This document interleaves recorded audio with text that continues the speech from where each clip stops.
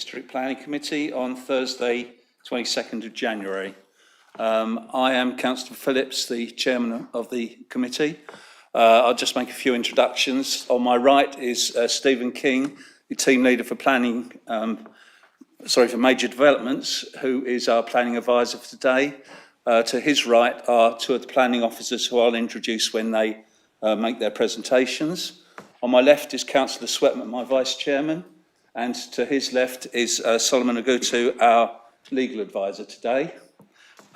In the corner behind me are members of Democratic Services who will be taking the minutes and running the technology, and the tables in front of me are members of the committee who will be making the decisions. For clarity, and just in case anyone online is watching, expecting to hear the application DM 251467, land at Vicarage Road in Turners Hill, that has been withdrawn from the agenda today and will be brought back to a subsequent committee. So if you were expecting, sorry, that is no longer going to be considered. So you're welcome to go and make a cup of tea. Right, if we can now go on with the agenda. Item 1, to note substitutes in accordance with Council Procedures Rule 4. There are none. I'm not aware that Councillor Prescott is going to be absent, so it may be that he may be late. Item 2, to receive apologies of absence. I have none. To receive declaration of interest from members in respect of any matter on the agenda. If members do have, Councillor Bashir. I'm on a planning committee as well, so I haven't made any. Sorry, which planning committee is that? The planning committee of the Houses Town Council. Right, okay, fine. That's in respect of item 9. Yep, okay, thank you very much. Nobody else? Okay, we have 2 sets of minutes to approve. So if members by affirmation can agree the minutes of the 16th of October, please. Agreed. Thank you. And the minutes of the 20th of November. Agreed. I'll sign those as a true record. To consider any items that the chairman agrees to take as urgent business, I have none. So we now move on to the substantive part of the agenda. Item 6, DM 242530, Premier Inn, Charles Avenue, Burgess Hill, West Sussex. I'll ask Catherine Williams to make a presentation, please. Thank you, Chairman. The application is for the demolition of the existing hotel restaurant and replacement of a new building providing additional hotel bedrooms and guest restaurant, together with alterations to the car park and all associated works. I would first like to draw members' attention to the update sheet. There's amended wording to condition 4 to remove reference to the Juliet balconies, and amended wording to condition 7 to comply with the cycle storage plans already provided, and an amended list of approved plans to reflect the most updated plans on the file. The application site is located on the southwestern side of the junction between Charles Avenue and William Way, within the built-up area of Burgess Hill. The site is located within the Victoria Business Park, which consists of commercial buildings used for light industrial, distribution and office uses. To the eastern side of Charles Avenue, opposite the application site, is an area of trees and planting, which partly obscures the commercial buildings beyond. The site consists of a 3-storey building along the northern boundary facing onto William Way, and a 2-storey, single-storey restaurant building facing onto Charles Avenue, which consists of the restaurant with hotel rooms and ancillary staff rooms above. To the west and the south is the car parking for the premises, with landscaping adjacent to the highway. The proposal following the demolition of the existing building would provide a 3-storey building with 64 additional bedrooms, resulting in a total 122 rooms on the site, with a single-storey rear extension comprising of a restaurant plant room with a heat and pump compound. The building would be linked to the existing by a glazed reception with pedestrian access from the car park and from Charles Avenue. The proposal would also include cycle parking, which is indicated here in orange, for 16 cycle spaces. On the southern side of the site would be an AC compound with a retaining wall. The parking would also be reconfigured with additional amended landscaping along the boundary. Slide shows the existing elevations. The top plan is from the southern side with the retaining three-storey building beyond and the two-storey, single-storey restaurant building in the foreground. The lower plan is taken from the west with the retaining building to the left side and then the two-storey, single-storey restaurant building to the right.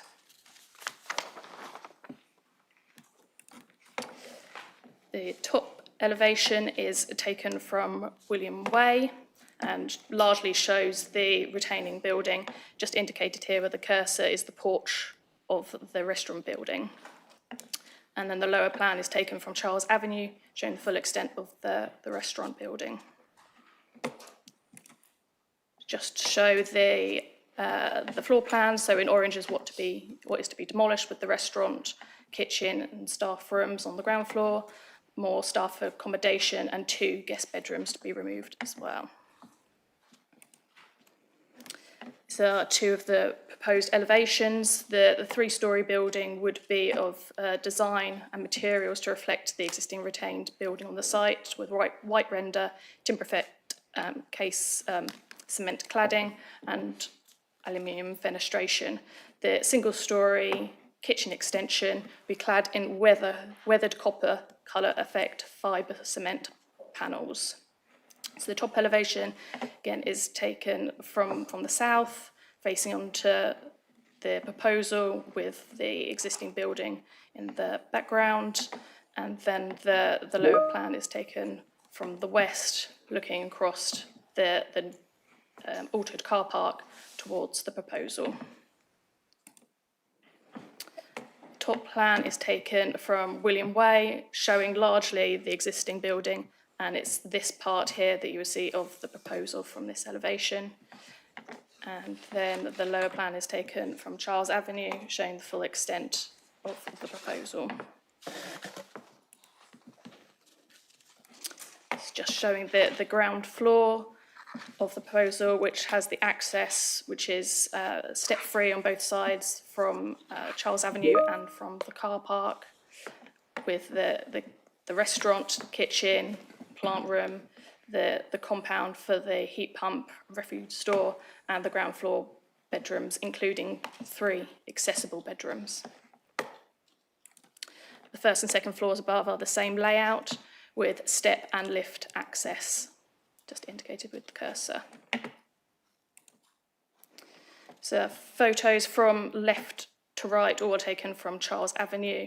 The first is taken from the south, facing towards the site, the central towards the restaurant building to be demolished, and then from the junction, opposite the junction with William Way, facing towards the site. The left-hand photo is taken from William Way towards the access to the site, and then the right is taken from the car park facing towards the restaurant building.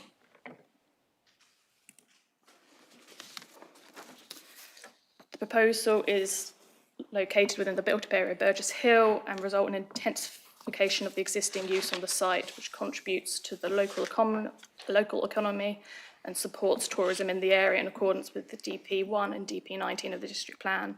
The council's urban designer raises no objection to the proposal and considers design form materials to reflect the existing building and is appropriate to the character of the area in accordance with DP26 and the Mid-Sussex Design Guide. The closest neighbouring residential property is approximately 220 metres from the proposal. No objection has been raised from the environmental protection team, and the proposal is not considered to cause harm to residential amenities, which is in accordance with DP 26 and 29. The proposal would maintain the existing access off William Way with no objection raised from the Highways Authority. The travel plan has been secured by way of legal agreement with the County Council, and their comments are set out on page 29 of the agenda. The proposal is also considered to be acceptable in terms of trees, ecology, flood risk and drainage and sustainability, and would achieve over 10% biodiversity net gain. It's therefore considered the proposal is in accordance with the development plan and is recommended for approval. Thank you, Chairman. Thank you. Thank you, Catherine. All right, we have one speaker, Alex Vetch from the planning agent. If you'd like to take your seat, as has been explained to you, you've got 3 minutes. If you go beyond 3 minutes, I'd ask you to finish in one sentence, and I would try and indicate when you've got 1 minute left, and the 3 minutes starts when you start speaking. Good afternoon. Thank you, Chair. My name is Alex Veach from Orsigan Planning. I'm speaking on behalf of Premier Inn Hotels Limited. As you've heard, the proposal is for a 3-storey extension of the southern elevation of the existing hotel, connected via a single-storey link to provide 64 additional bedrooms. The proposal seeks to reconfigure the hotel bedroom and restaurant offer on site to ensure its success and future viability. Premier Inn have identified considerable demand for additional budget accommodation in this location, and at the same time, the hotel restaurant has shown a continued shortfall in demand. The extension has been designed as a continuation of the existing hotel's architectural style and materials. The extension does not exceed the ridge height of the existing hotel building. A full landscaping scheme has been prepared, which includes new tree, hedge and shrub planting. The proposals would result in significant biodiversity net gain, far exceeding the minimum 10% requirement on site. There would be an estimated net reduction in 120 vehicle movements over the day as a result of the removal of the external use restaurant. The officer report confirms that the level of car, disabled parking and cycle parking provided would be acceptable. As mentioned, a travel plan has been submitted to and agreed with the local highways authority. Following a collaborative effort with the Council's flood risk and drainage team, the applicant has demonstrated that the proposals will not increase flood risk on site or elsewhere, and it will be safe for the lifetime of the development. Neighbour amenity will be protected. There are no issues arising from daylight, sunlight, privacy, noise, deliveries or servicing. The site's use as a hotel is well established and is within an employment area where tourism, land and premises are protected by local plan policy DP1. Securing the longer term viable use of the hotel would provide economic benefits to the district by creating jobs during construction and during operation, and extra guests bringing in revenue to the local and wider economy. No objections to the scheme have been received from statutory consultees. No objections have been received from members of the public. The Town Council are supportive of the scheme. The planning officers has recommended this scheme for approval, and their assessment is comprehensive and robust. For these reasons, I ask that the committee support the proposal and the officer recommendation for approval. Thank you. Thank you very much. Right, so members have heard the presentations. Hopefully it might contribute in a modest way to the economy of Burgess Hill, which I think is greatly in need of a little bit of a boost. Any members wish to make any comments on this one? Councillor Reid. Thank you, Chair. It looks fine to me. Absolutely fine. Excellent. Councillor Whitaker. Thank you, Chair. I think the Speaker summed it up perfectly, really. In the summary, perfect way to do a planning application. All statutory consultees on board, closely working with the officers involved. It's going to greatly improve the existing facility. It looks tired, and so I think it's an excellent proposal, which I support. Thank you. Councillor Jackson. Yeah, on a couple of occasions I've used the restaurant. It certainly wasn't very busy for outside users, and of course by having some extra rooms on the premises, it will make it more viable commercially. So I again think there's a valuable improvement on the site. Yeah, well, certainly I think given the proximity to the industrial area, it hopefully will benefit them as well. So Councillor Wood. Yes, again, to echo the fact that it's an appropriate development in an appropriate site and will benefit the town in terms of employment and also bring in more tourists. Yeah, it's a very good scheme. Well done. Thank you. Right, could I have a proposer and seconder for the Councillor Bashir, Councillor Wood? Thank you very much. So please, could we move to the vote?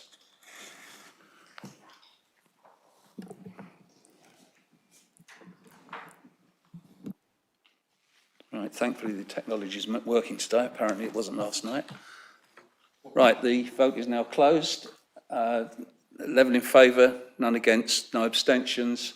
So that is passed in accordance with the recommendation 3.1 on page 16. Thank you very much. Thank you, Catherine.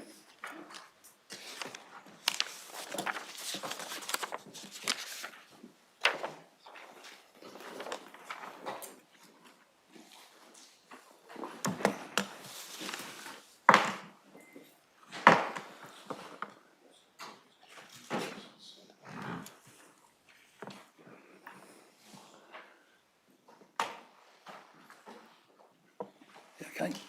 Right, we now move on to item 7, DM 243051, Highfields, West Hill, East Grinstead. And I'd ask Joanne Fisher to make the presentation, please. Thank you, Chairman.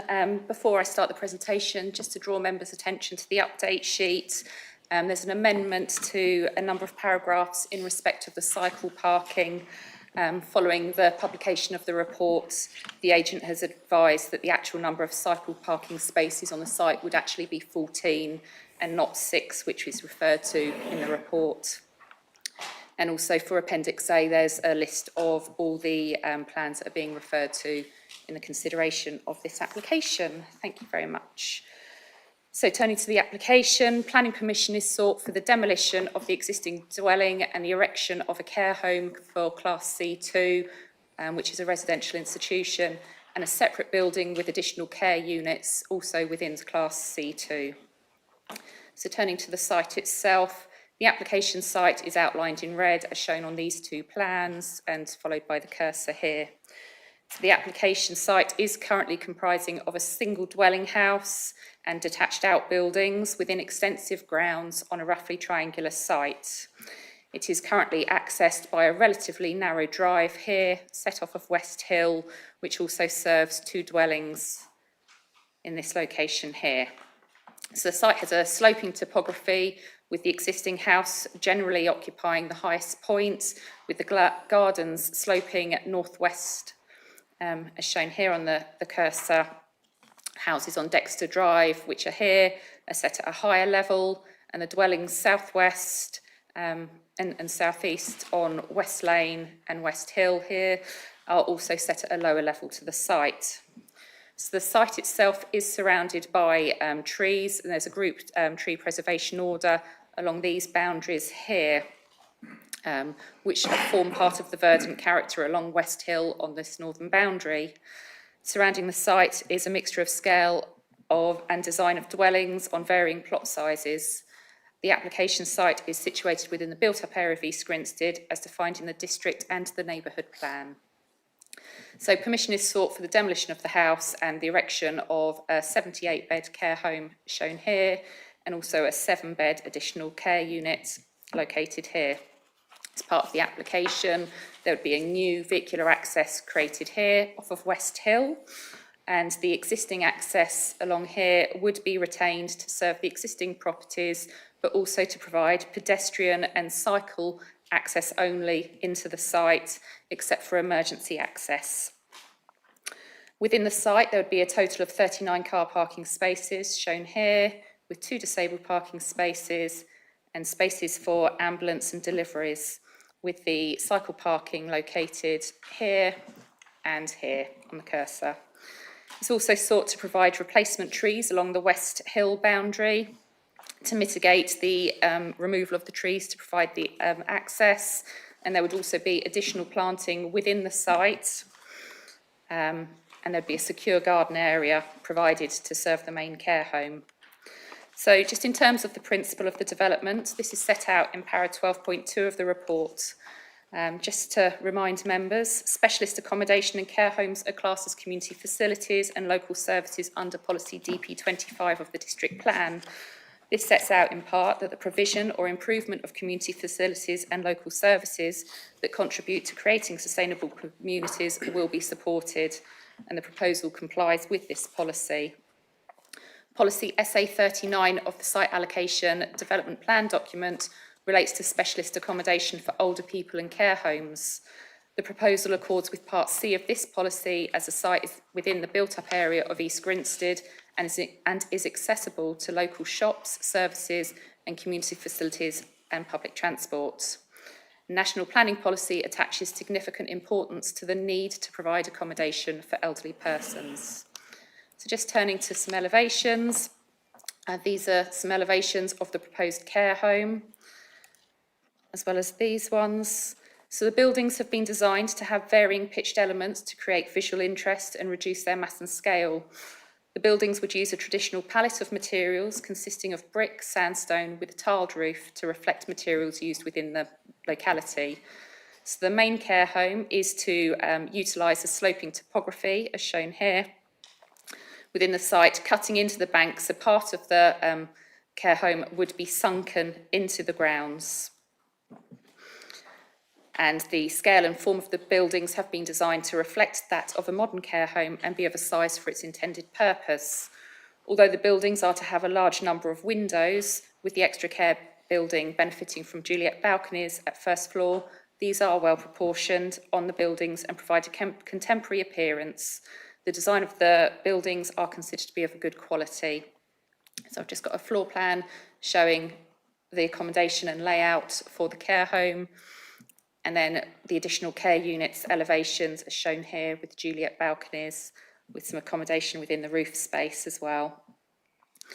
And a floor plan also showing the layout of the additional care units, which would provide 7 independent units of accommodation. So the proposal will adopt a fabric-first approach and has been designed to minimise energy usage and integrate low-carbon technologies and renewables. The buildings would use air source heat pumps, and solar panels are proposed to the care home block. I've got some CGIs as well of the care home. This would be from within the site where there's the existing parking proposed within the site. And you can see the sort of balcony areas to the communal areas.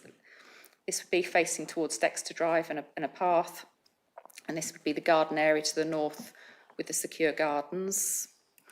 And also the CGI of the additional care unit looking from the communal parking and driveway area. So, as said earlier, the proposal is acceptable in design and would not adversely affect the character of the area. Immediately surrounding the site is a mixture of dwellings, mainly 2 stories in height, with 2.5 and 3-storey dwellings along West Street to the north and taller buildings to the north within the town centre in Queen's Road.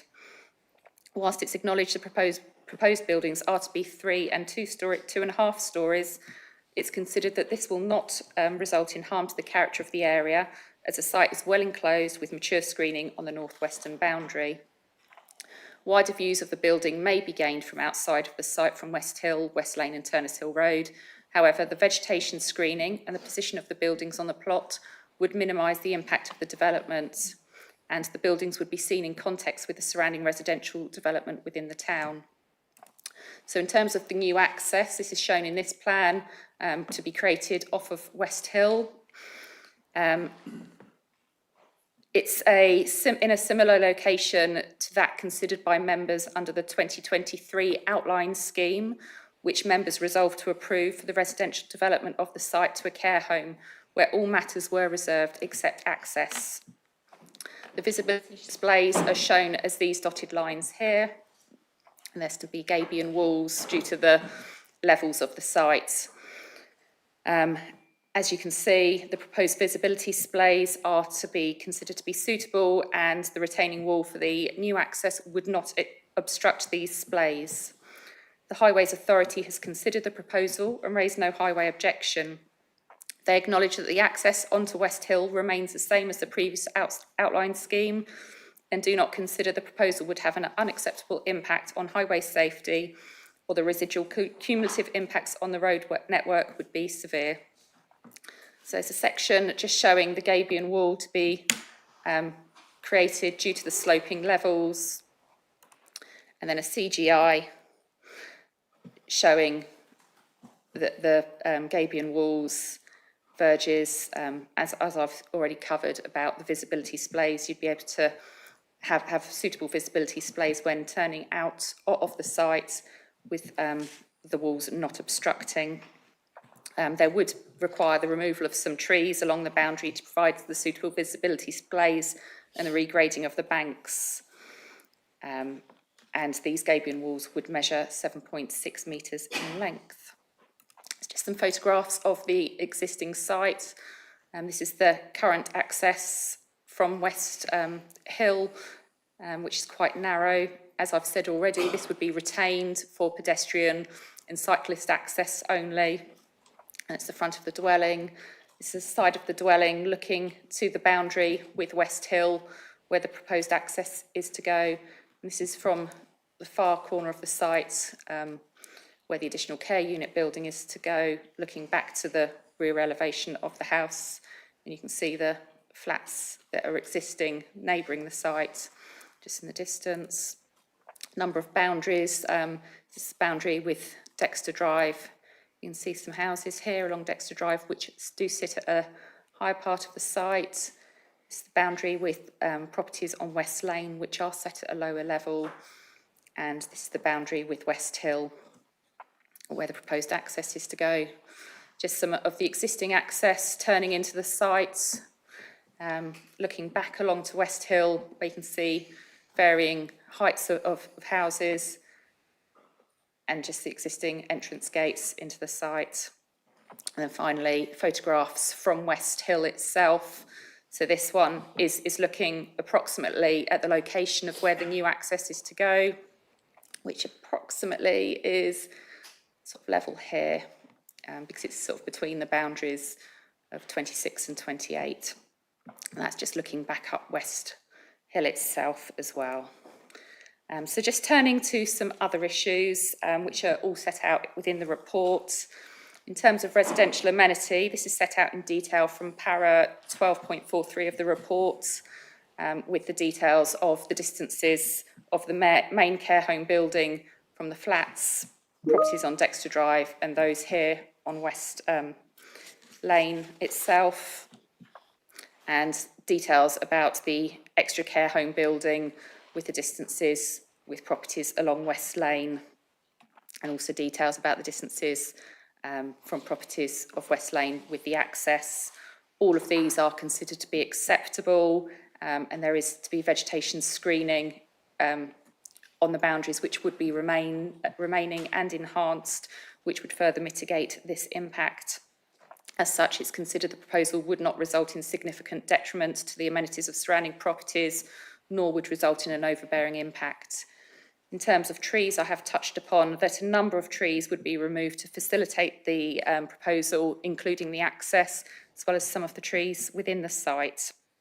Whilst their loss is regrettable, replacement planting within the site is proposed in order to mitigate the impact, and over time would allow the verdant character to be retained. The council's tree officer has considered the proposal and raises no objection. And there is a condition, condition 12, which requires details of hard and soft landscaping to be submitted so that officers could ensure that there is suitable replacement and mitigation planting. In terms of ecology and BNG, the council's ecologist is satisfied with the details provided and raised no objection. Mitigation and enhancement measures are set out within the report and can be controlled by condition. BNG is to be met on site, and the proposal would exceed the 10% requirements. In terms of infrastructure contributions, these are set out under para 12.129 of the report. Works on the legal agreement are progressing, which would also secure the use of the additional care unit buildings as a C2 use through details of a care package for residents of this additional care unit here. Overall, the proposal would provide specialist accommodation and a care home on the site within the built-up area of East Grinstead. The proposal would optimise the use of the site in its redevelopment, which is supported in the NPPF. So, for the reasons set out in the report and the presentation, it's considered the proposal complies with the development plan when read as a whole. As such, the application is recommended for approval, subject to the dual recommendation, in case the legal agreement is not completed. That brings my presentation to an end. Thank you, Chairman. Thank you, Jo.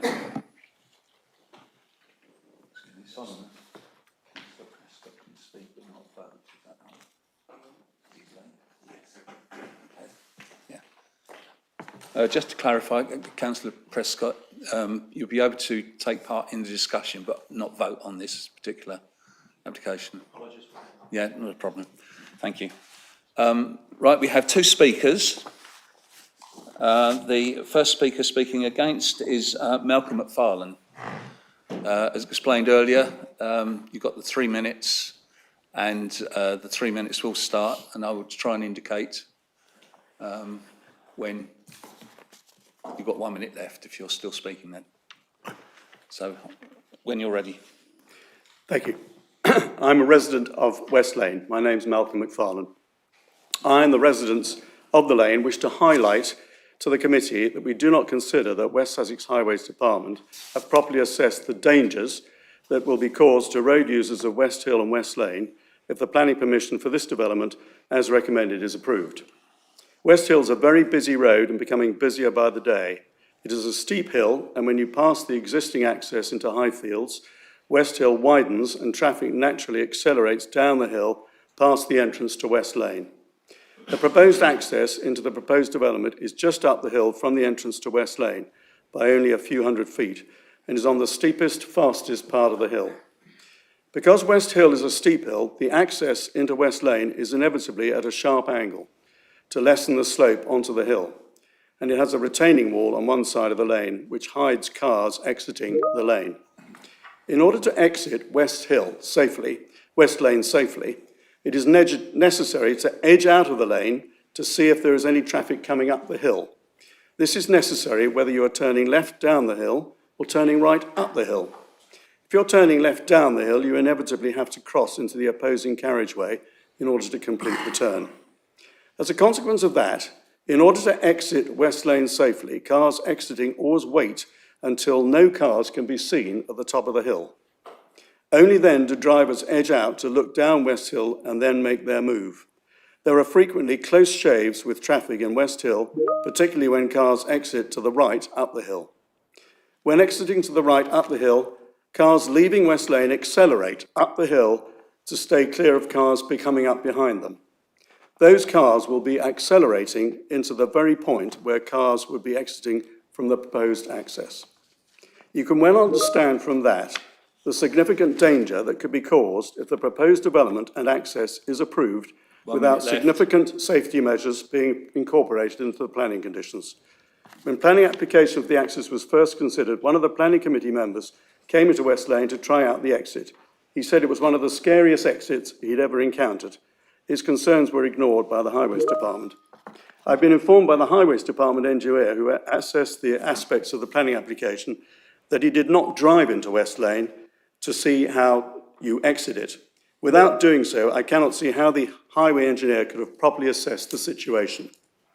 So I do not consider that the serious dangers that will be caused by the proposed new development and access have been properly assessed. I would therefore urge the committee to reconsider the highway safety aspects of the proposed development and access, possibly by requiring Section 106 payments to be made to support traffic calming measures in West Hill, by requiring a 20-mile-an-hour speed limit in West Hill, and by requiring the splay, which Joanne Fisher put up, to propose splay to be made much wider so that cars can be more easily seen as they come out of the new development. Thank you very much.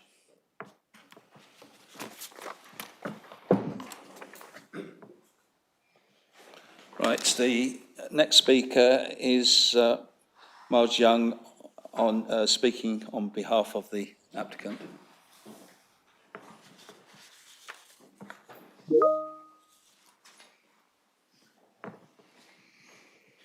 And again, your 3 minutes will start when you start speaking.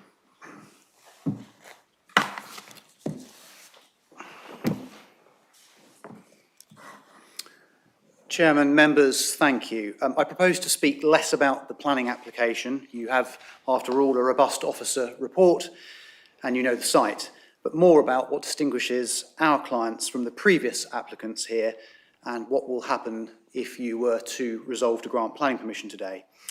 Our clients between them are end-to-end, that is, they procure, secure consent, construct and then occupy care homes.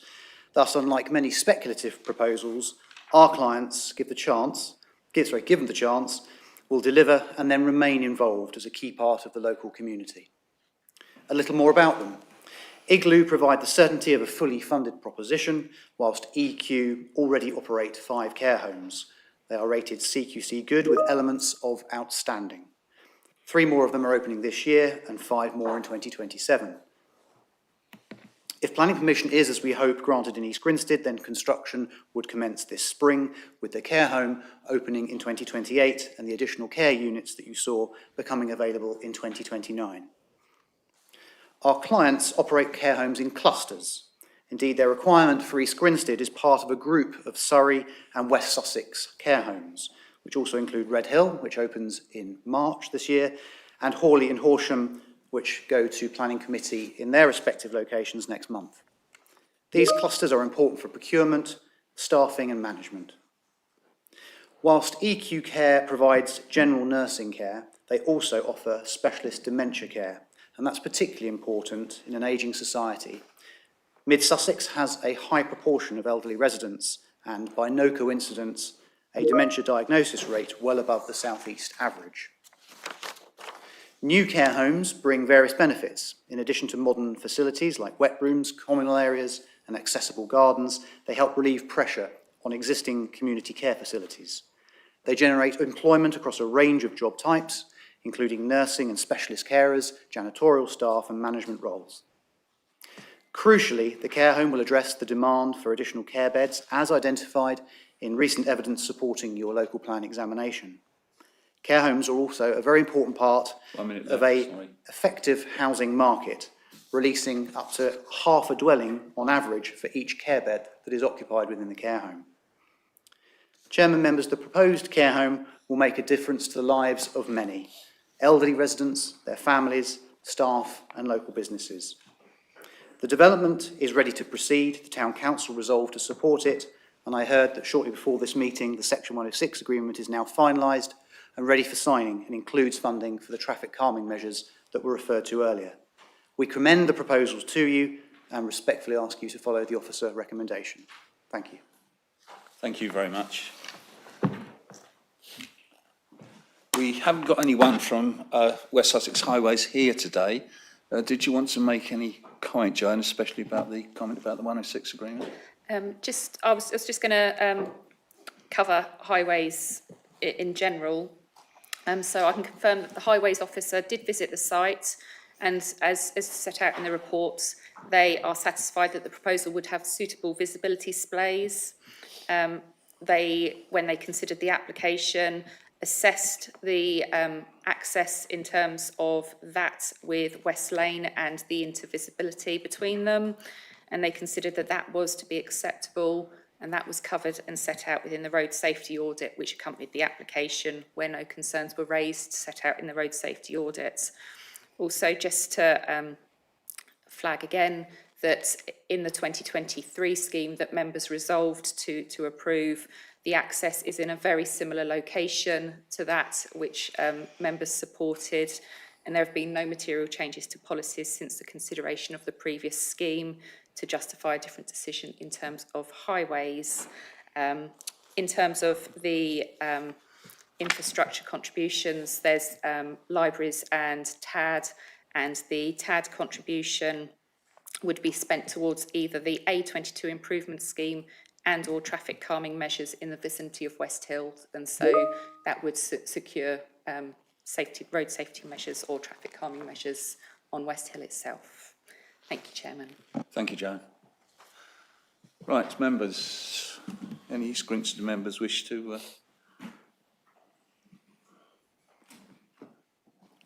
Councillor Whitaker.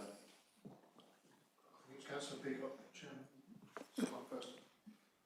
Oh, yes, sorry, I do apologise. No, it's okay, Chairman. Councillor Peacock. Yeah, thank you. Well, obviously, this was approved by committee in the summer of 23. It's a very similar scheme. Certainly, it's for access. It's basically the same access, but moved slightly to take into account the no parking bays on the other side of the road. It's been tweaked, I guess. At the time, I wasn't a great fan of it. I was against it. I think it's disappointing to lose a large green space within the town. But at the end of the day, I do share the concerns about the traffic on West Hill, West Street. We use it a lot, myself and other East Grinstead town councillors. But the principle's been set to develop the site. I think it's disappointing. I agree with the recommendations in light of highways. They've once again found no issues to reject the application on highways. And I can't really see any other alternative that the committee really has. There's a need for such services in the town. I think it's disappointing, it is quite a little oasis up there, but it will be lost. I think there is a need for additional screening along the border with Dexter Drive. And if there's any additional road calming measures that could be put into West Street to try and counter any other risks, that would be welcome, but I can't see highways doing that because it would have been, they've already reflected their comments in the report. So I think reluctantly, I would support approval because I don't think we've got anywhere else to go. If we went to appeal, we would lose, I think.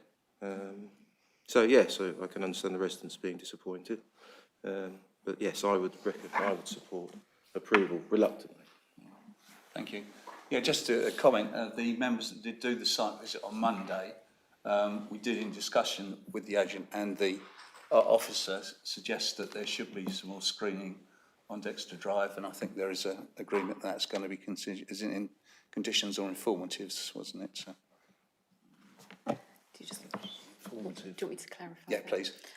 So there is a condition about requiring details of hard and soft landscaping where we could ensure that there is additional mitigation planting along the boundaries with Dexter Drive.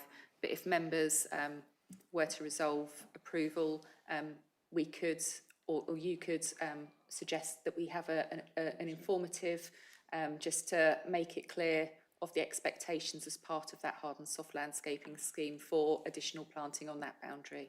If we could, Chairman. I agree with that, Chairman. Good, yeah, definitely. Yeah, members are happy that that should be included, I would assume, yeah? Agreed. Right, right, Councillor Whitaker. Thank you, Chair. I'm going to be much more upbeat than Councillor Peacock. Thank you for both speakers that spoke very well. It's an excellent scheme. We clearly have a proven need in the district, not just East Grinstead, for this kind of facility. I think it looks an excellent facility. CGI's and the design has evolved, and I think that they present very well. It's got an outline approval from 3 years ago now. I also sit on the East Grinstead Town Council Planning Committee. This site application has come before the Town Council Planning Committee at least 3 times, maybe 4, and each time there have been significant traffic concerns, and I do sympathise with Mr McFarlane, who's crystallised all of their concerns in West Hill. What the CGIs didn't show, very good CGIs, but what the planning officer's CGIs didn't show is how steep the slope is when you go up and down West Hill. It tends to show it's a lot flatter than that, so it's kind of deceives the eye a little bit. And also at the top, there's a tight left-hand bend as you come down with a very large, high existing stone retaining wall, which is effectively a blind bend. And so this new access will come out, it's proposed to come out probably 50 or 60 yards below that blind corner. So there are a lot of concerns by the Town Council raised. Having said that, West Sussex Highways did listen and refined the scheme. They did a road safety audit, taken on a number of amendments to the existing concerns, and we've seen that they have no current objection. The residents also in West Hill have applied through the county councillor, Councillor Russell, for a TRO to try and ensure that there is a speed limit reduction from 30 to 20, which I think would be a very sensible option. And if that could be explored in the 106 agreement, that would be very welcomed and would go a long way to Mr McFarlane and his residents and West Hill and the whole of that part of East Grinstead, I think. But overall, I think it's a very good scheme, and I'm supportive, Chairman. Thank you very much. Councillor Sweatman.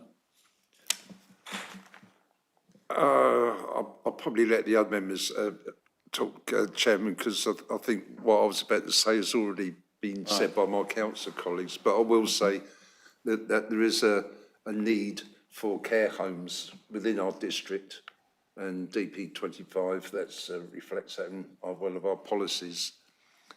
As regards the access, it is a little way down the hill outside number 26, I believe, where there is parking down West Hill, and it does make it difficult for two-way traffic in parts. But where the new access is going, the people have got drives, so there's a white line to stop people parking on the highway, which is opposite the access, so it makes it a little bit safer. And as Councillor Whittaker's already said, our highways have got no objections, so there's nowhere really to go on that.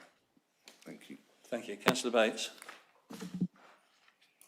Mr. Chairman, got fresh on the phone with the actual building design, very nice. I was concerned about the access before, and I had another look this week when we visited the site. I think it's acceptable. It'll be very interesting when it's actually formed to actually drive into it, because it was a very steep bank, vegetated. So, but opposite, you've got the traffic, there's parking on street that's also going to make it difficult, or does make it difficult for the people living on that side of the street to get in and out anyway. Some of those spaces are being taken out. So I think when I went there last week, I drove in and out of that alternative or the existing access, because you've got a fairly small car and I could do it, and there wasn't a lot of traffic around. But surely this proposal must be a lot better. So I'll go with it. If you can reduce the speed limit, all well and be. Thank you. Councillor Avery. Thank you, Mr. Chairman.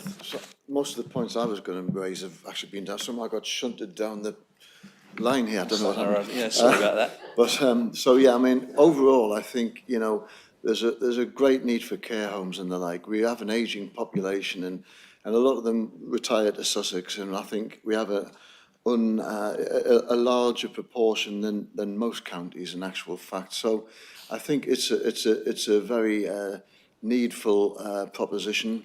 It's a shame about the loss of the house, although it is at the end of the day only a single dwelling, although a rather substantial one.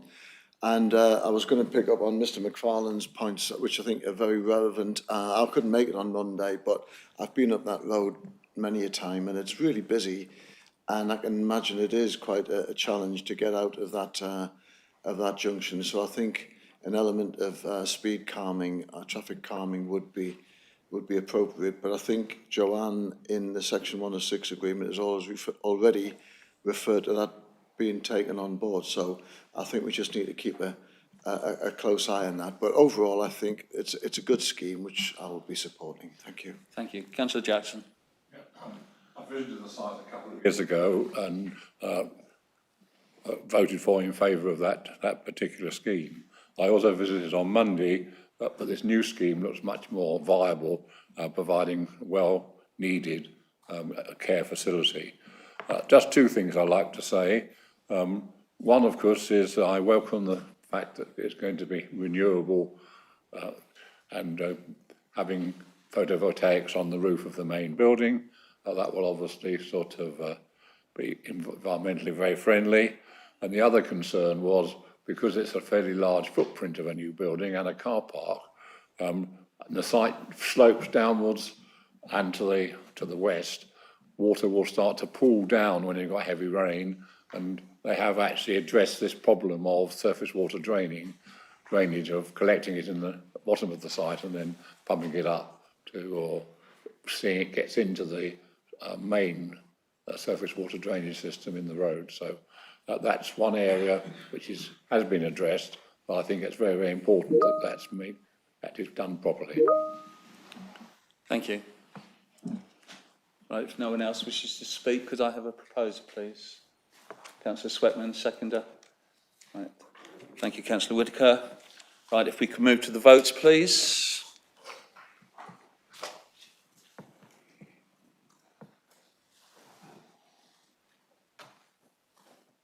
Right, the vote is now closed. 11 in favour, none against, no abstentions. That is carried in terms of the recommendation 3132 on pages 47 and 48 of the report. Right, thank you very much. Thank you, Joanne.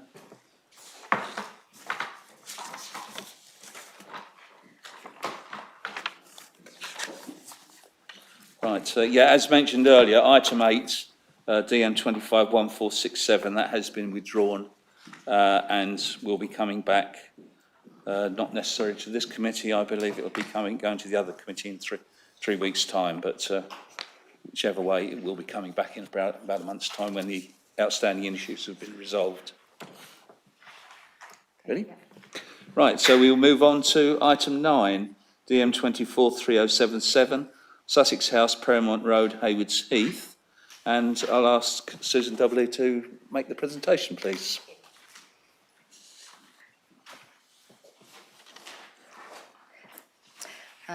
Thank you, Chair. So the application seeks planning permission for the demolition of the existing buildings and the construction of a new food store, used Class E in brackets A, with access, car and cycle parking, landscaping and associated works, with a Copenhagen crossing along the site entrance and also the installation of cricket nets. Just before I start the presentation, I would just draw members' attention to the update sheet. And you'll see that there's additional representations have been received, both objecting to and supporting the application.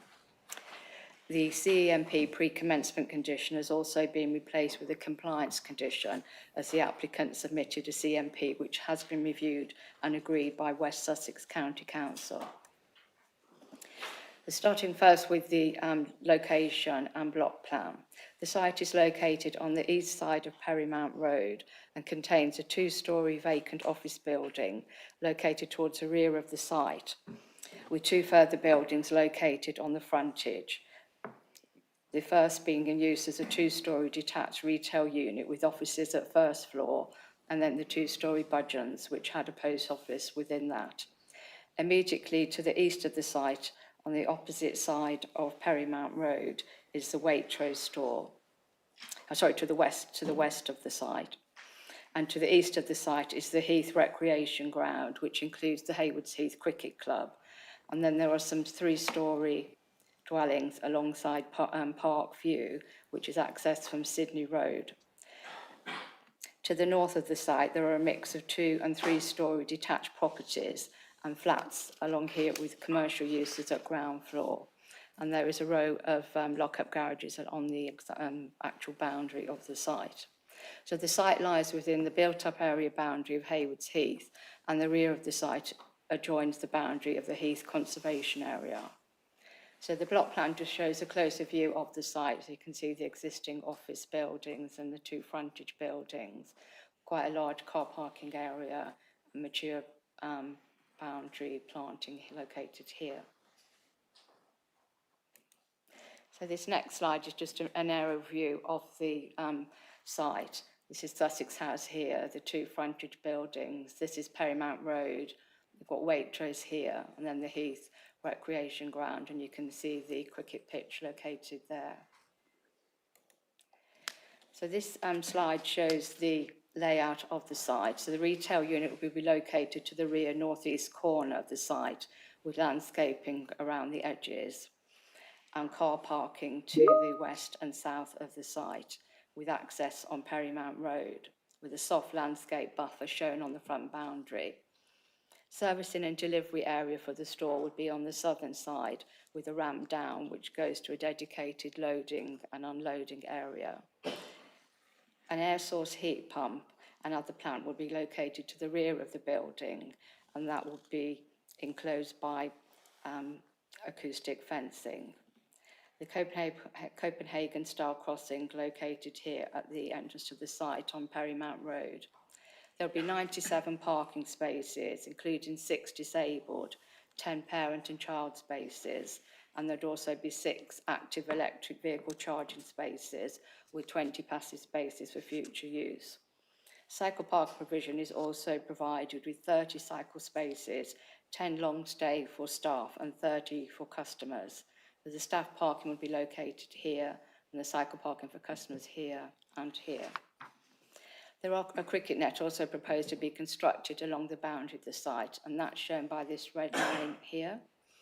And this follows discussions with the Haywoods Heath Cricket Club, and it is proposed to provide protection from the car park from stray cricket balls.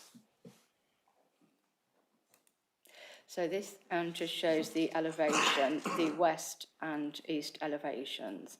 So this would be the frontage, and you can see it has a contemporary approach with simple detailing, with a low mono-pitched roof. PV panels are proposed on the roof, and the materials proposed are a mix of red buff brick and aluminium cladding with full height glazing to the shop front. And the store entrance would have an aluminium canopy which would wrap around the west and south and give weather protection for trolley bays and cycle stands. This just shows the south and north elevation. So this would be the elevation facing into the car park, and then this would be the elevation facing the residential properties along the northern boundary. And this just shows the sections, and the thing to note here is outlined in red is the Sussex House office block. So you can see the new retail unit is a lot lower, and in terms of scale and mass it is reduced. And this, to note here, just shows the drop in levels between the Heath Recreation Ground and the site itself. This gives the existing street elevation with the two frontage buildings, Sussex House located here, and this is Clare Hall. And then this shows what the elevation would be like with the development, the retail unit here, the landscaping there. And this just shows a closer up of the proposed cricket netting. That will be the netting. And this is a photo montage which shows the sort of before and after, so that's without the netting, and this shows where the netting would be located within the tree belt. And that's just a further view of the netting, close up again without and with the netting in place. So this is a CGI of the view from Perry Mount Road. You see the landscaping at the front, car parking and the retail unit located there. And this is from within the car park itself, so you can see the shop frontage, the full height glazing, the canopy that would wrap round. And then just to finish with some photographs of the site. This is another aerial view with the cricket ground here, the Heath Recreation Ground. And this is Perry Mount Road here with Waitrose, that's Sussex House located there. And this is the residential properties here. And this is Sussex House taken from within the site. And this is Clare Hall Car Park, and that's the two-storey building on the frontage. This is obviously Perry Mount Road, you've got Waitrose there. And then this is the frontage of the site with Sussex House at the back, what was Budgeons and the post office. And it's obviously boarded up at the moment, and all the buildings are vacant. And this is just a view from the recreation ground, and just gives the extent of the site itself. So to conclude, the development is considered acceptable in principle, and while it's located outside of the town centre boundary, a sequential test and a retail impact assessment was submitted with the application as required by policy DP2, as the application is for a main town centre use and not within a defined town centre boundary. The report shows that there were no suitable alternative vacant units, and the development would not have significant adverse impacts on the vitality and viability of Haywoods Heath Town Centre. The site is also accessible and well connected to the town centre. In terms of policy DP1, that does seek to protect employment land, and the proposal does involve the loss of existing employment uses on the site. However, the applicant has demonstrated through marketing that there is no reasonable prospect of the use or continued use of the offices on the site, which is in accordance with DP1. So the alternative use of retail is considered an appropriate use in this location and would also be in itself a source of employment. Policy DP25 relates to the loss of community uses, which does include post offices. And while there have been several objections to the loss of the post office formerly within the Budgeons store, there is now a new post office which has recently opened in Commercial Square within the Londis store, and this is only a short walk away from the site, so it's considered that it would comply with policy DP25. The design, layout and scale of the development are also considered acceptable. And although officers do consider that the netting would detract from views from the Heath Conservation Area, and it's not considered to comply with policy DP35, in this case there are public benefits that would outweigh the harm identified, including the positive economic benefits of the town, employment opportunities and the development of a well-known national supermarket on the site. It's not considered to cause a significant detrimental impact upon neighbouring amenity, and the scheme would not cause harm in terms of parking or highway safety. The scheme is also considered acceptable in respect of landscaping, agriculture, ecology and drainage, subject to conditions. Therefore, as set out in the officer report, the recommendation is for approval, subject to the completion of the unilateral undertaking, securing the travel plan monitoring fees. And that ends the presentation. Thank you, Chairman.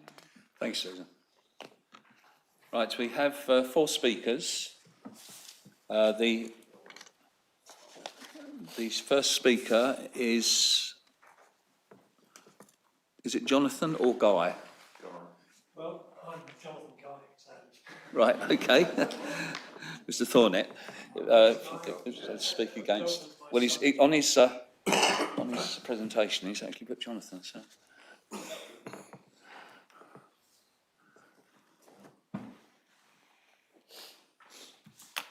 Right, as advised before, the 3 minutes will start when you start speaking, and I'll try and indicate when you've got a minute left. Thank you. This site's too important for the development of only a car-centric retail store. You're not choosing if there should be a development here, rather you are deciding if this is the right proposal for such a crucial site. As an example, at Hamsey Green in Warlingham, another discount retailer is including active frontages and mixed-use housing in their proposal. Their site's 30 minutes walk from a train station, not 2 minutes. Local and national policy requires such sites to be Local and national policy requires such sites to be the focus of more intense development. In the Mid-Sussex District Plan, it states proposed developments must optimise the potential of the site to accommodate development. In the Mid-Sussex Design Guide, it states that development density should be appropriate to the location.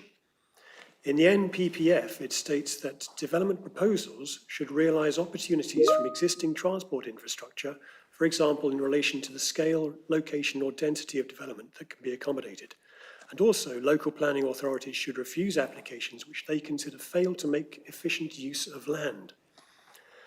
From a transport perspective, this site is one of the district's most sustainable locations, being minutes from its best served train station and an important bus hub.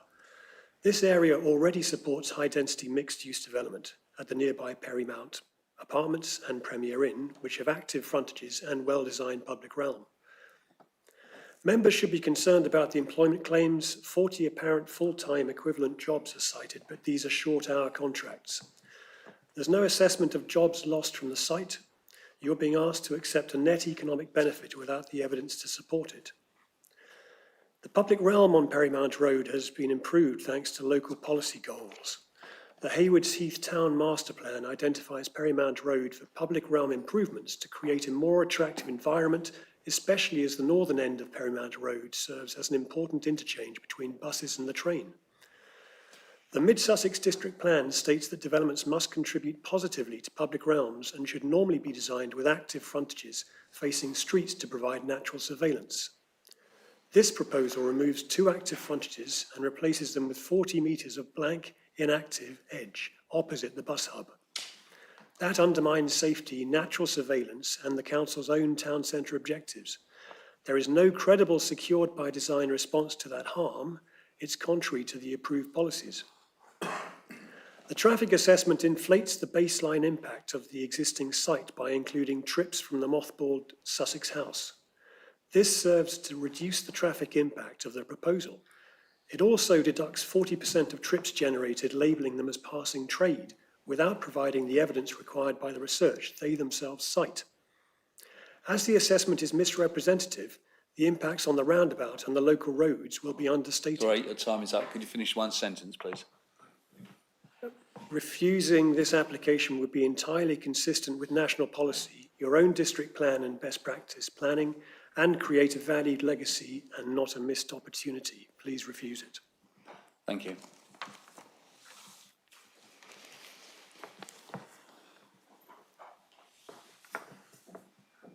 Right, the second speaker is Rupert Purchase.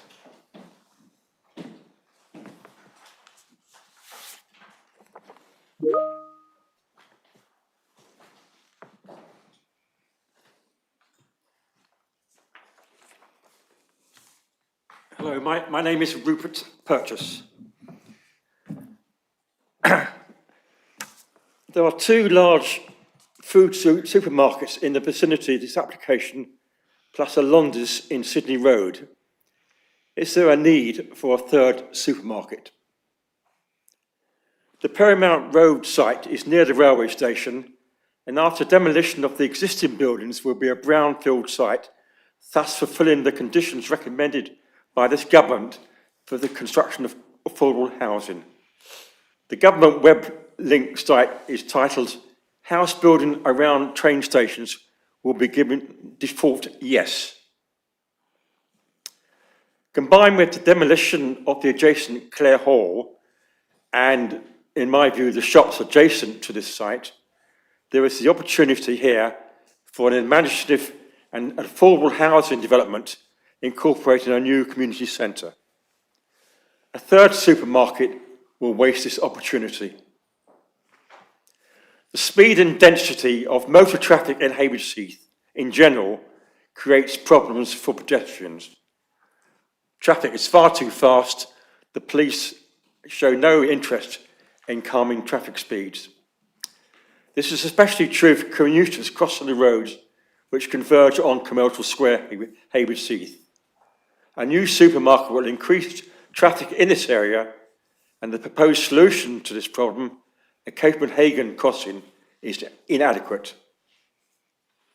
Before approval of this application, businesses had vacated the site and the area was fenced in, i.e. before this meeting, well before this meeting. This gives the impression a decision to grant this application has been taken months or years previously. Thank you. Thank you very much. I can assure you it hasn't, which is why we're sitting today to consider it. Right, the third speaker is Sasha Dykes.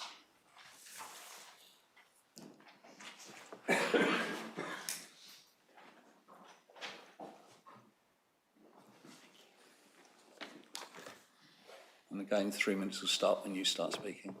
Thank you. Hello, and thank you, Chairman, and everybody here. I have had something written out, but honestly, my colleagues, Jonathan Guy and Rupert Purchase, couldn't have said it better. That's basically my point was, this is an opportunity that we're about to miss if we build a single-storey building so close to the railway line. It's an opportunity to build genuinely sustainable, affordable 1, 2, 3 bedroom apartments, which I think would benefit the whole area.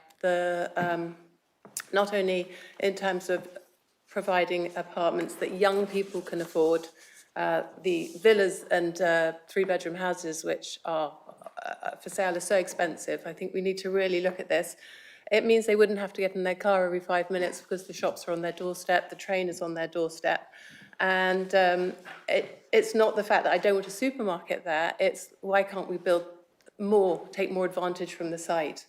And every time that we fail with a site like this, there's a displacement cost which puts pressure on the greenfield sites. So I think for these reasons, I would love to see this rejected and reimagined. How can we do this better? How can we enhance this site to benefit the young, the area, and do more like you've done on the other side of the road, which I think is fantastic. I don't know what they're all called, but hopefully you know the blocks that I mean that are running further up from the supermarket. Sainsbury's and Waitrose are both single-storey buildings.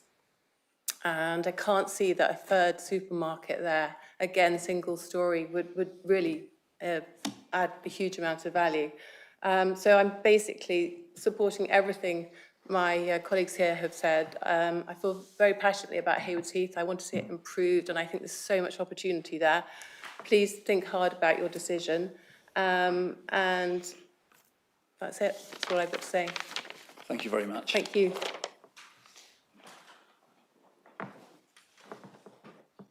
Right, the last speaker is Robert Buchanan, who is speaking on behalf of the development.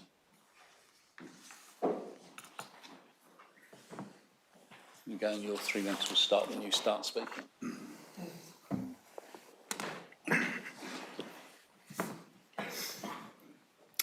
Good afternoon, Chair and Councillors. Thank you for allowing me to speak at today's committee. My name is Rob McClellan. I'm the Real Estate Director from Aldi responsible for this project. Aldi has long aspired to serve the people of Haywards Heath. This application represents a £7 million investment in Mid-Sussex, providing a new, sustainable food store on a tired brownfield site just a short walk from the town centre. From the outset, we've placed a strong emphasis on engaging with the local community. The response has been hugely positive. During our consultation in late 2024, more than 75% of respondents supported our proposal. This support has also transferred to the planning file, where the application received 432 emails of support with only 41 objections. We are pleased that Haywards Heath Town Council is also backing the proposal.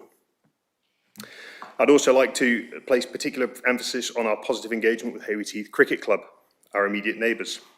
We've worked closely with the club to ensure that both the store and the cricket club can thrive side by side. These measures have been developed in partnership with the club and have the support of your officers. Turning to the benefits, if approved, our store will bring much improved retail choice to Haywards Heath.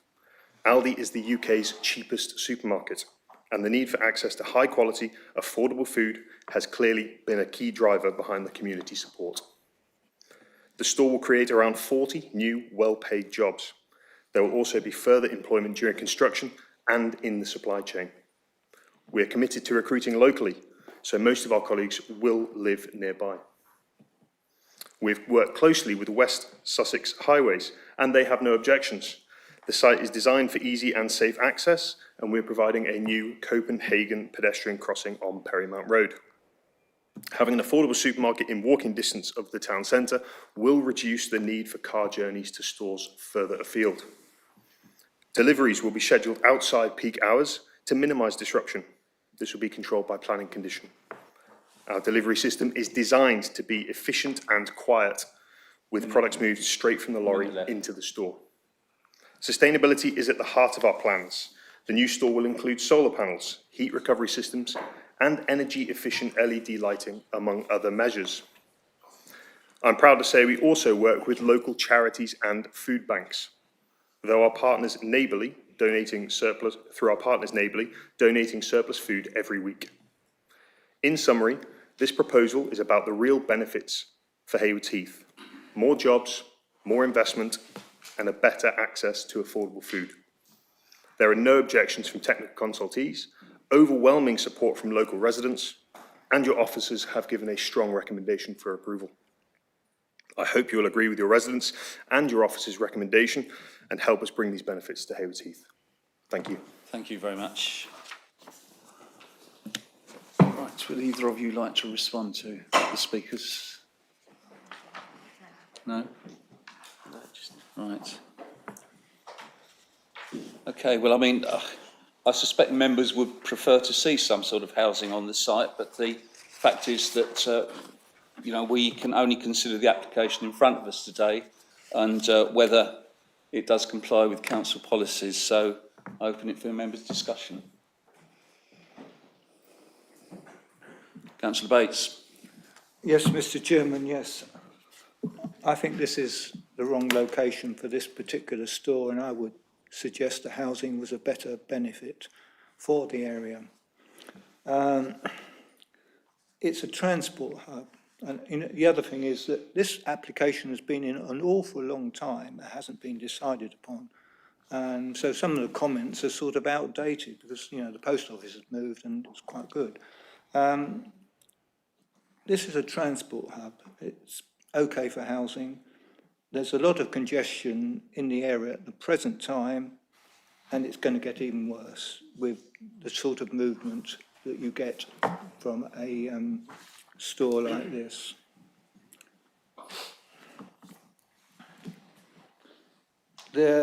My biggest objection really is the recommendation B, travel plan, and it could be looked into a bit more, is, and subject to approval, that there is no bus pull-in lane. Now, if you go across the road, you'll see that there is a pull-in for the supermarket there, and also the one at Sainsbury's, just the other side of the railway line. So why isn't this applicant affording a bus pull-in?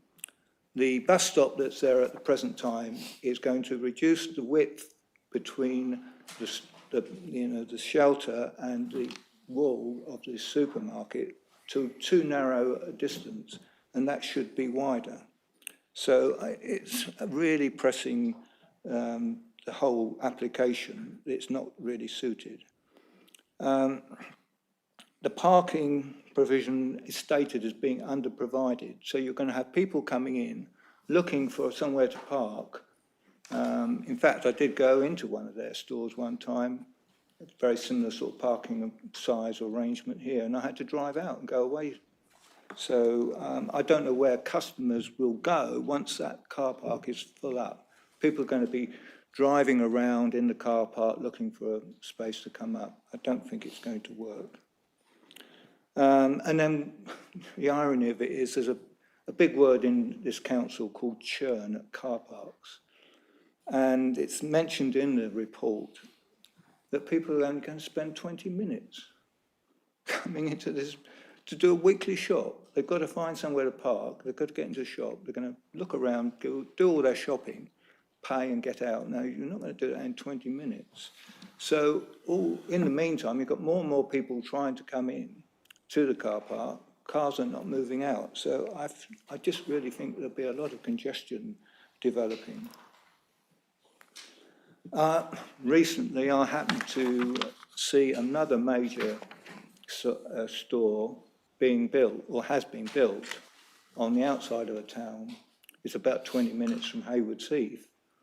And I'm thinking, well, if they can do it, why can't this particular company, Aldi, do the same? And in fact, many of their stores are built outside of towns.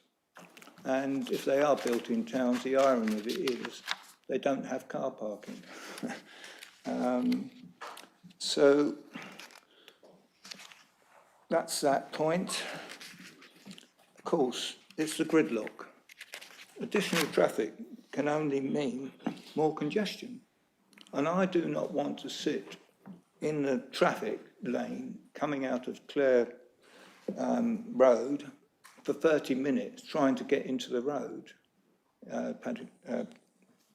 to the Paramount Road, because of all the movement that's coming in all directions, and this particular store is going to add to that. So I don't envy the future for this particular area. The site had more than 40 people working there before. So to say that they're creating 40 jobs, and probably that means that people are going from other places where stores are subject to closure because of this particular store, and it's all debatable about the value of the purchase you make there. You don't want to go down that road. So recently there was a planning application in Copthorne that was refused for a local store, and it was due to loss of jobs and local business, that the reasons were given. So I think members need to really consider this particular application and say, do we really need another store like that in the town centre of Haywards Heath, when I'd be quite happy if it was somewhere else outside, which is what you normally get or expect from this particular operator. So I rest my case. Can I just correct you on one issue, Councillor Bates? The application for Copthorne was refused on the basis of the design being out of character with the village and the development being overbearing. Nothing to do with jobs or, yeah. Councillor Prescott. Thank you, Chairman. Aldi is a value retailer with a good reputation, and competition to the major supermarkets is needed. Haywards Heath has one of the most expensive shopping basket costs in the country, so I welcome this competition. I think it will serve neighbours well. I think architecturally it will win no prizes, but it is functional. But it is a shame there is no affordable housing element, but we are tied to policy. My major concern is the bus stop's location looking down Perrymount Road towards the roundabout, because I think if a bus is parked there, and I'm a frequent commuter, so I use the exit from the Waitrose and the station, and as a commuter, when buses are parked there, it makes it very difficult to get in and out, but it's also difficult if a bus is parked to see the visibility to the entrance, so cars leaving. So I'm slightly concerned about that, and it is a shame there is no, if you like, lay-by or bus-by, for want of a better word. I'm slightly concerned also there is a clash with the station Waitrose exit.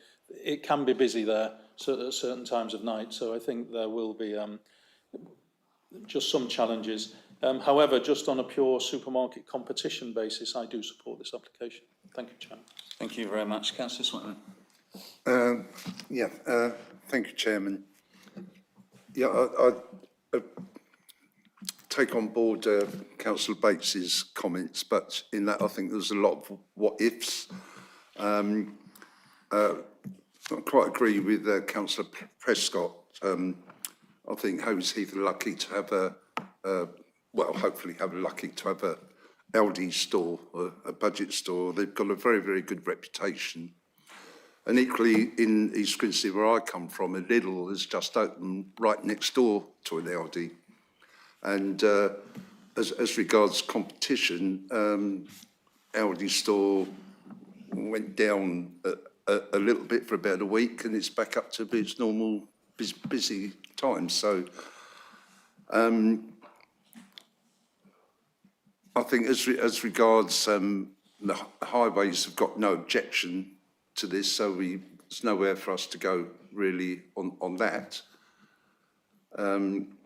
As regards using buses, I think people doing their weekly shop have a job to get it all onto a bus and having to wait if it's raining or something. You know, most people are going to use their car. And equally, it's got 97 car parking spaces, and it's which is quite sufficient, I would have thought, for that size of supermarket. But equally, it's creating 40 jobs, 40 much-needed jobs. And in this economic climate, where businesses aren't hiring and there's a lot of people not employing people, so that is very, very welcome. And the fact is, I think we've also, I don't think there's any planning policies to refuse this application. I think it's very welcome. I think sometimes we need to listen to our residents. You've got 435 or 32 people in support of this, as opposed to 41 against. So I think people do want a budget supermarket, and I'll reiterate what Councillor Prescott said about that without repeating it. Thank you, Chairman. Thank you. I would remind members that competition, although it's desirable, isn't actually a planning issue before us today. Councillor Jackson. Thank you, Chairman. Like all planning applications, there are things for and things against. If one looks at this particular one, I will certainly welcome their need for having a budget supermarket in Haywards Heath. The fact that the sort of people who would use a budget supermarket are varied, but quite a lot of them who look for every penny are not necessarily like to be running a car, so therefore they'll go to the supermarket little and often rather than being able to go out to an out-of-town supermarket. In terms of housing, the latest NPPF is actually suggesting that you should maximise the amount of housing near railway hubs like Haywards Heath. perhaps we ought to put some extra housing on top, so it's not just a one-storey building, maybe a 2 or 3 storey building. But then, of course, as far as the supermarkets is concerned, they'll need to have their solar panels on the roof, a certain amount of refrigeration gear possibly will go on the roof, so that would limit the amount of space there. But if you put extra housing there, you'd need some extra car parking, and car parking is at a premium on this particular site. I think overall, judging the arguments for and against, I think I'm likely to vote in favour of this particular application. Thank you. One observation I would make is that about 2 years ago, we did give permission for a site just over the road from Sainsbury's, and if there was a need for housing to be built quickly, that site hasn't actually been started yet, which rather surprises me. Councillor Avery. Thank you, Mr. Chairman. Whilst I sympathise with the speakers, and I think it is disappointing that the opportunity to build up and get some additional housing, affordable housing or otherwise, is not happening. The purpose of this committee is to really judge what's in front of us, and we can't speculate about what might be and what could be. So on the positive side, I take Councillor Prescott's thing that we having a budget supermarket which competes with Sainsbury's and Waitrose has got to be a good thing.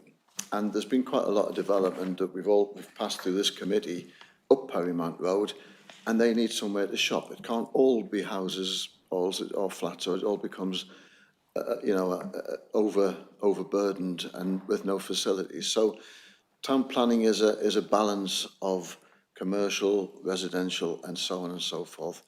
And there are other sites in Haywards Heath which are being looked at, which hopefully will provide the high-rise or higher-rise residential accommodation that is required, and stop, as the previous speaker said, the pressure on building out in the countryside, which we all want to prevent. So building up in the country, in the towns is I think a planning priority, building upwards in the town. But in this particular site, we've got to judge it on its own merits. And I'm slightly concerned about the car parking provision and also about the traffic arrangements. So again, I think the Section 106 needs to make provision for some arrangement to control the traffic because it is busy down there, undoubtedly. But overall, as I say, we can only judge the application on its own merits. Thank you. Thank you. Councillor Reeves. Thank you, Chairman. Yes, I have sympathy with the speakers as well in terms of needing dense accommodation near stations.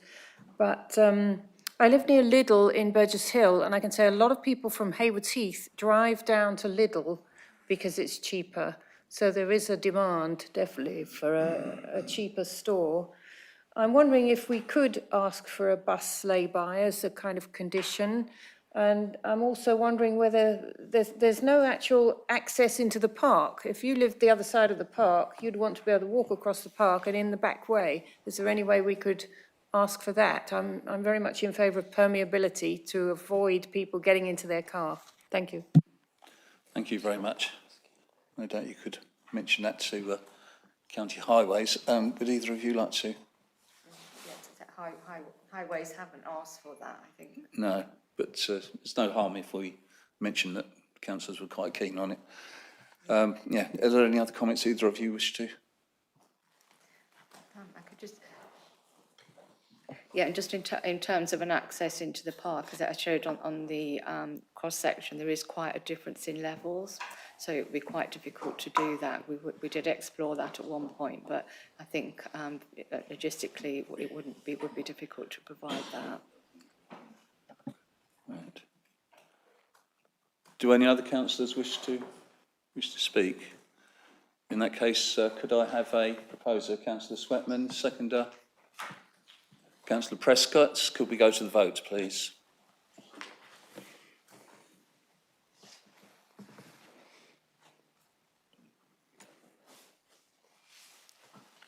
Right, the vote is closed. 11 in favour, 1 against, no abstentions.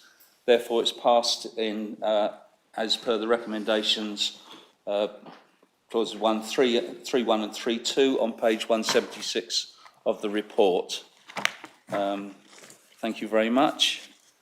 Moving on to item 10, questions pursuant of Council Procedure Rule 10.2, due notice of which has been given. I have none. Therefore, I close the meeting at 3:29, and I'll ask members to stay seated until the live stream is turned off. Live stream is now ended. Thank you very much. Thank you for your attendance, everyone.